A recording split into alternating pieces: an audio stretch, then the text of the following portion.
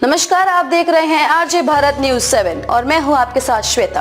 तो चलिए रुक करते हैं आज की प्रमुख और बड़ी खबर पर। राजस्थान बीजेपी में बड़े बदलाव की आहट, दिल्ली तलब हुए नेता क्या रहे हार के कारण। राजस्थान में लोकसभा की सभी 25 सीटों पर जीत का दावा कर रही बीजेपी में 11 सीटों पर हार के बाद उठापटक के संकेत मिल रहे हैं। कांग्रेस अपनी जीत से उत्साहित है और पार्टी नेताओं का दावा है कि जल्द ही राजस्थान में सीएम की कुर्सी के लिए भी नई पर्ची खुलेंगी। बीजेपी के नेताओं को आलाकमान ने दिल्ली तलब किया है और हार के कारणों पर चीट-फाट जल्दी शुरू होने की संभावना है। बीजेपी की इस हार का एक बड़ा पहलू ये भी रहा कि 5 महीने पहले विधानसभा चुनाव में बीजेपी की जिन सीटों पर हार हुई थी, उन सीटों पर पार्टी लोकसभा में भी हार गई, यानी पिछली हार से कोई सबक नहीं लिया गया। राहुल कसवा को टिकट न देने से हुआ नुकसान। बीजेपी की हार के वैसे तो कई कारण हैं, लेकिन जातिवाद समीकरण की अनदेखी और कई जगह गलत उम्मीदवारों का चयन हार की एक बड़ी वजह रही।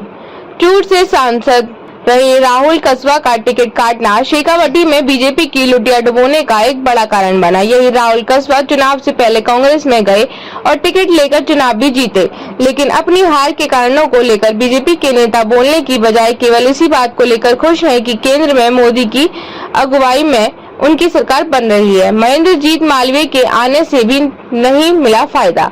बाड़मेर में रविंद्र सिंह भाटी की मजबूत दावेदारी को नकारना भी बीजेपी के लिए परेशानी की वजह बना। तो बांसवाड़ा में कांग्रेस छोड़कर आए महेंद्रजीत सिंह मालवीय को बीजेपी सबसे बड़ा आदिवासी चेहरा मान बैठी। मालवीय ने बीजेपी के टिकट पर चुनाव लड़ा, लेकिन इन वक्त पर कांग्रेस ने भारतीय आदिवासी पार्टी से गठबंधन कर मालवीय को 2 लाख वोटों से हराकर उन्हें घर बैठा दिया। राजे को दरनिकार करना पड़ा भारी।